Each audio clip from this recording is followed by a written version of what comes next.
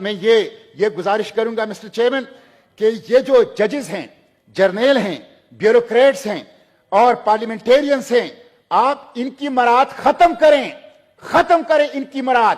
60 Bullet proof گاڑیاں یہ صرف کیبنٹ استعمال کر رہی ہیں، جو ججز اور جرنیل اور سیو بیوروکریسی استعمال کرتی ہے وہ اس کے علاوہ ہیں۔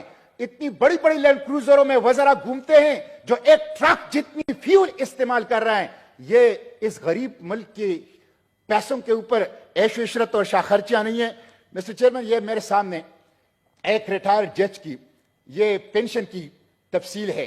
10 لاکھ روپے ماہانہ پینشن، 3000 روپے ٹیلی فون کال مفت، 2000 یونٹ بجلی مفت، 300 لیٹر پیٹرول مفت۔ یہ کیا ہے؟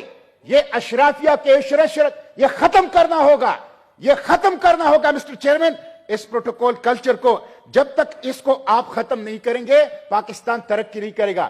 1.5 لاکھ سرکاری گاڑیاں پاکستان میں مفت پیٹرول استعمال کر رہی ہیں۔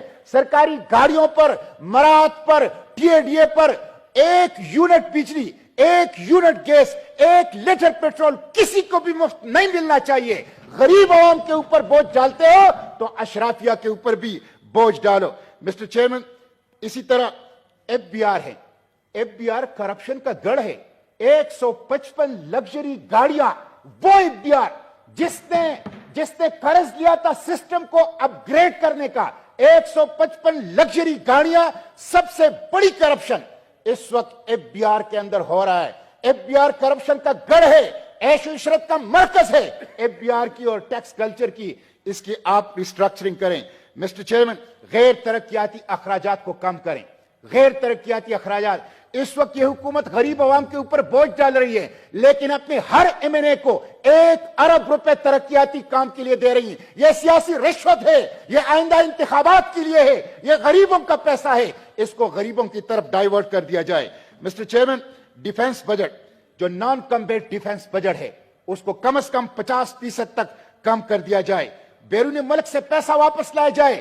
مسٹر چیئرمین، ابھی ترکی کے زلزلے کے لیے امریکہ کے اندر ایک پاکستانی نے $30 ملین دیے۔ وزیر اعظم صاحب نے اس کو اپریشیٹ کیا، اس کے اوپر ٹویٹ کیا۔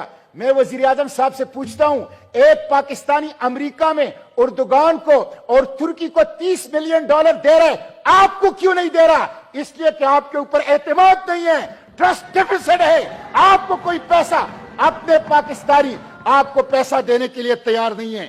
بیرون ملک سے پیسہ واپس لائیں۔ اور آخری بات، ذخیرہ اندوزوں کے اوپر آپ ہاتھ ڈالیں۔ مسٹر چیئرمین، آٹے کی قیمت کہاں تک پہنچ گئی؟ گندم کی کوئی قلت نہیں ہے۔ آٹا مافیا، پیٹرول مافیا، سریا مافیا، سیمنٹ مافیا، چینی مافیا سب اس ملک کے اندر مسلط ہے، عوام کو لوٹ رہے ہیں، کوئی پوچھنے والا نہیں ہے، حکومت اس کو پروٹیکشن کر رہی ہے۔ تو ذخیرہ اندوزوں کے اوپر وہ ہاتھ ڈالیں، اس کے بغیر یہ ملک ترقی نہیں کرے گا۔ اور اس وقت مسٹر چیئرمین، لوگوں کی حالت بہت بری ہے، لوگ سخت تکلیف میں ہیں۔ لوگ کہتے ہیں ہم بجلی کے بل دیں، گیس کے بل دیں، ہم اپنے لیے روٹی لائیں، بچوں کو اسکول کی فیسیں دیں۔ لوگ پریشان ہیں کہ ہم کیا کریں۔